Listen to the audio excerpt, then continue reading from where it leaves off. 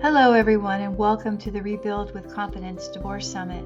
I'm your host, Lisa Grace, and I'm thrilled you are listening to this interview today. Today, we have a very special guest who will shed light on a crucial aspect of divorce that often goes unnoticed. Speaking from personal experience, I can't stress enough the importance of having the right guidance during this challenging time. Looking back at my own divorce, I wish I had worked with a CDFA as I struggled with all the decisions I had to make around finances. Trust me, CDFs are the best kept secret of the entire divorce process. Today, I'm absolutely delighted to introduce to you our guest, Rachael Burns. Rachael is not only a certified financial planner, but she's also a certified divorce financial analyst based in Folsom, California. She is the founder of True Worth Financial Planning, a remarkable organization dedicated to helping newly single women achieve financial independence after divorce or the loss of a spouse. Rachael's journey to this profession is deeply personal. Through her own experiences of navigating unexpected life challenges and finances, she discovered her calling to empower and support women during life's most challenging of times. Today, she joins us to share her experience and insights. Thank you so much, Rachael, for joining us and for generously offering your time and expertise to our audience. Welcome, welcome. Thank you so much for inviting me, Lisa. I appreciate it. I'm just, yes, you are the best kept secret. So Rachael, I'd love to start by asking you some questions. Sure. So how can one prepare financially before a potential divorce? Well, it's hard to prepare for divorce if you don't, a lot of times you don't see it coming or you don't want to see it coming. But I think some good advice for anyone, even if you're married, but maybe especially if you're married, is keep involved in the management of your finances, whether you're single or whether you're in a relationship. It's very natural to delegate the financial tasks to one person. And that's totally fine, especially if that's something that you don't have an interest in, or it's not something you want to spend time doing, that's fine. But if you delegate all the financial stuff to your partner, and then as a result, you're so out of touch with your finances that in the event something happens where you're on your own, if you end up separating or if they pass away, you don't want to be so clueless that you have now one more really stressful thing during an already really stressful time. So what I encourage people to do, even if you're not anticipating a divorce, but there's always a possibility, I suppose, not to be kind of a bummer, but just make sure that you stay in touch as much as you can with the finances. Don't just, oh, I don't even want to know, or they're just going to take care of it. Try to at least keep that communication going so that you're at least vaguely aware of what's going on and where you have your assets and what your income looks like coming in, because you never know when you're going to need to use that information, and you want to be prepared for worst case scenario. I've had many a client not know what their financial status is. They feel that they trust their husband, but when you start going through a divorce, people change.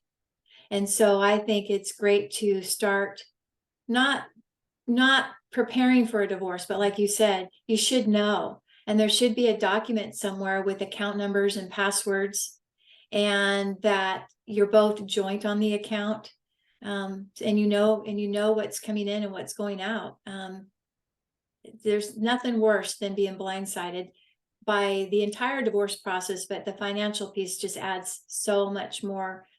I like to use your word trauma to the picture. So yeah. Thank you for that. That's wonderful advice. And I did want to add, it's not just, in the event that you're going to have to take it over, you want to know what's going on, right. But also you don't want to be in this super vulnerable position in your divorce if you have zero idea what's going on with the finances, because if the other person has more information than you, that can be used against you. And even if they have the best of intentions, they're priority is themselves. I mean, that's just natural. Like when you're getting divorced, it's kind of every man or woman for themselves. And it's not their job to do what's best for you anymore. And if you are the less you know, the more vulnerable you are. So the more you know, the more you can empower yourself in good case scenarios and worst case scenarios.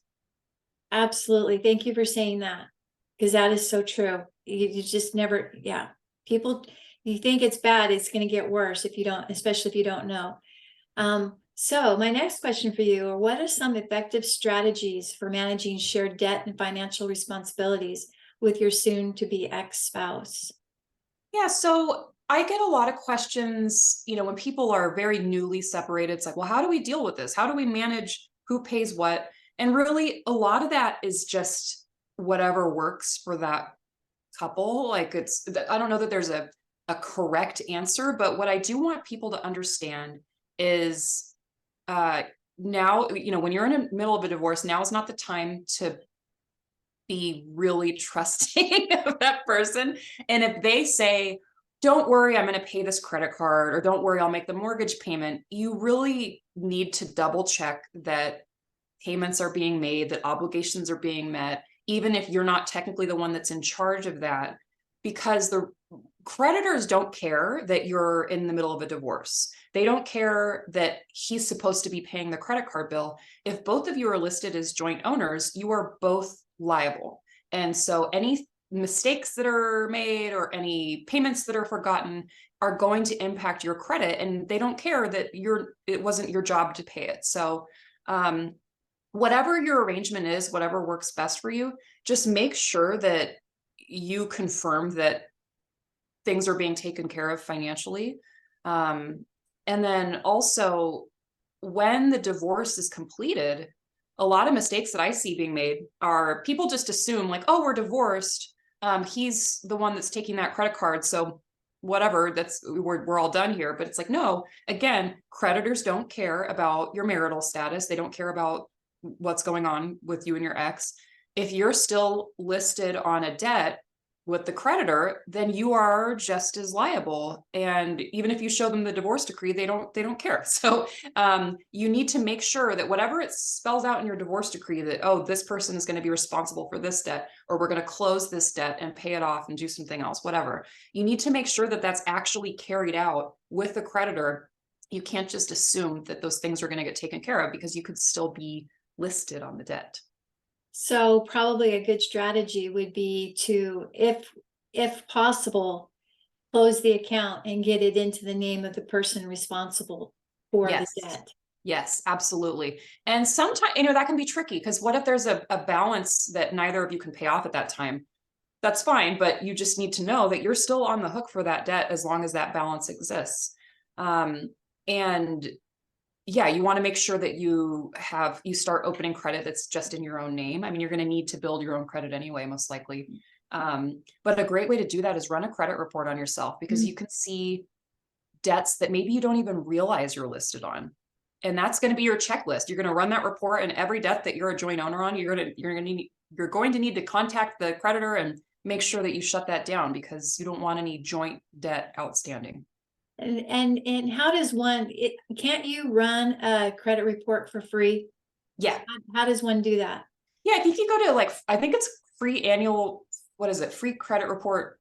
I don't know what the website is, but you're absolutely entitled to a free credit report each year. And I think it's good to run one on yourself no matter what's going on in your life. But especially if you're heading into a divorce or you're just coming out of a divorce, you really need to protect your credit during that time.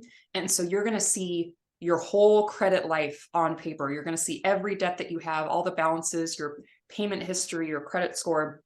Those are all things that are going to be really, really important in your divorce.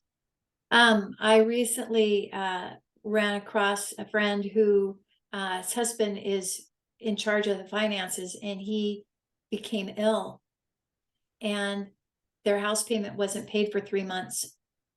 And so she had to quickly scramble, but she had to scramble even more because she didn't have the information right at her fingertips. Yeah. And so she made it all work out. But, we are doing ourselves a disservice if we keep our head in the sand and we don't know. So I love what you're bringing up. It's sparking other things that I think our audience will find very valuable. So thank you so far. So and are there specific financial considerations that one should keep in mind if there are children from the marriage? Yeah, so anytime there are children involved, things get more complicated, a little bit more sensitive, I would say.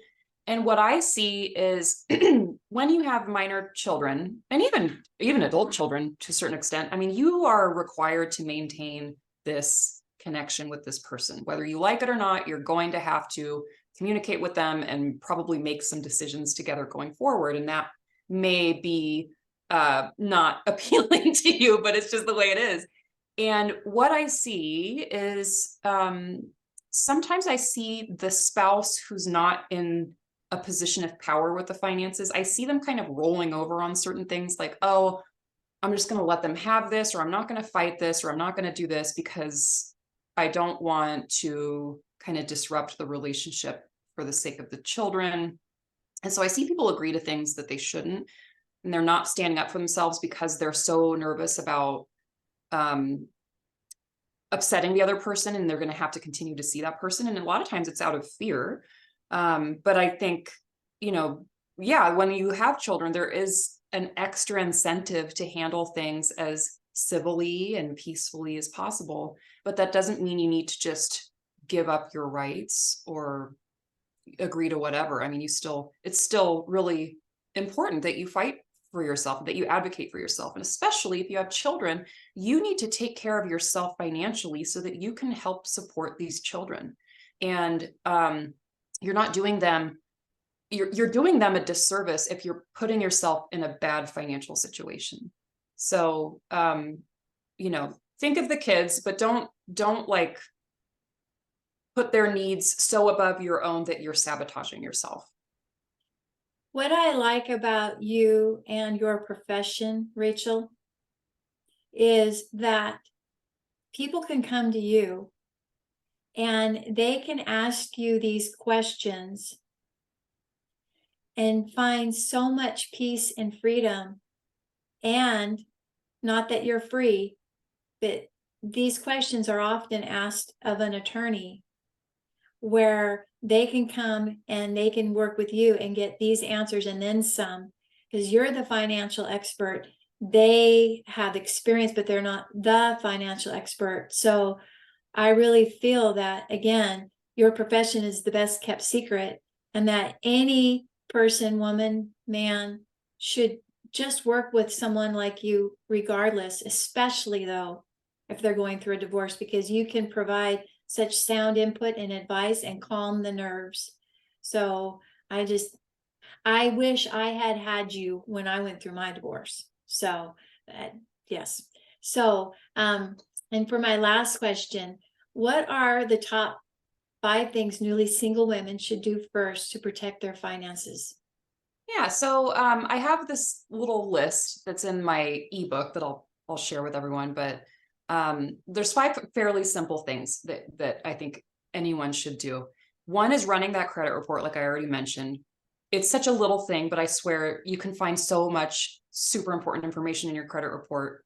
It's going to help you in a lot of different tasks that you're doing post-divorce. Next, you need to look at your spending, which everyone needs to do post-divorce, but don't just focus on the short term. I see people who are just like, I just need to survive. Like, I just need to pay my rent and I need to do this. And they make decisions that are addressing some short-term need, but they're neglecting their long-term needs. So when you're planning your budget, when you're reassessing your expenses, because your expenses are going to look a lot different after divorce, look at the short-term stuff, but then also consider, okay, 5 years from now, maybe I'm not going to be renting this apartment. What are my expenses going to look like at that point? Or maybe in 10 years, my kids are going to be out of the house, but then they're going to be in college. Like, you need to look at, not to like overwhelm you, but I mean, you need to look at the rest of your financial life because you have different stages. And when you're making decisions, you can't just be looking at what's right in front of you. You need to have this overall perspective and think about the long term and the short term, and make sure that those are balanced when you're making financial decisions in your divorce. Number 3 is a really simple one. Simple to say, but not simple to do, is establish an emergency fund. Oh, This is extra important when you're single because you don't have you're not married to your backup plan anymore. You are responsible for yourself and you need to have liquid cash. I'm not talking about value in your home. I'm not talking about some priceless antiques that maybe are worth money. I mean cash that you have access to in case of an emergency. And by emergency, I don't mean an emergency trip to Cabo. I don't even mean emergency tires that you know you need to buy every certain amount of time. Mhm. Like you need to have money that's for actual emergencies. And especially if you have kids, then you need to have even more money in this emergency fund. But make sure that you have access to cash because sometimes in a divorce, you get retirement accounts or you get the house and you're like, that's great, but how do I pay my bills? So you need to have access to cash. Number 4 is protect your family with insurance. So there's all sorts of different types of insurance that I won't get into, but you know, if someone would be financially harmed if you were unable to work Okay. or if you died, then you need to think about insurance. There's disability insurance, there's life insurance, there's all different kinds, different budgets, different benefits. If something really bad would happen financially to someone who you care about, if something happened to you, then you can protect against that. And it can actually be quite affordable. So that's something to look into. And then number five is insurance. I'm going out of order. Number 5 is the insurance, but another thing to protect your family is doing some estate planning. And this is very morbid and no one ever wants to talk about it, but I want to talk about it all the time because it's so important. And you need to have a plan, especially now that you're single. What do you want to happen in the worst case scenario? If you get hit by a bus and you can't talk and you're in a coma or something, who's going to be responsible for paying for your bills? Who's going to take care of your kids?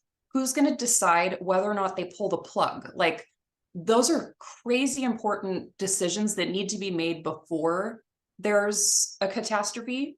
And you need to plan for that because when you're married, maybe it's kind of obvious that, well, yeah, my spouse would do all those things. Right. But now that you're single, maybe it's obvious, like, oh, well, obviously my sister would do that or my mom, but maybe it's not obvious. And if something happens, there could be a major challenge for the people that you love and they're trying to figure out how to take care of you and stuff. So doing some estate planning, thinking about, you know, who do I want in charge if I'm unable to speak for myself or if you pass away? How do you want your money distributed to your kids?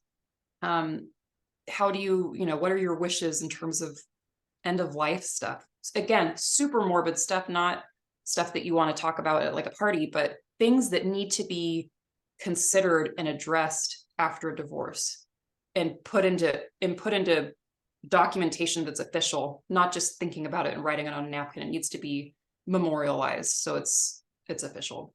I think you bring up a very good point. Well, all of your points are very good, but there is that angle that you might have financial paperwork, wills and power of attorneys and all of that in place, but they have your spouse listed as your person to make those decisions on whether to pull the plug or not, for example.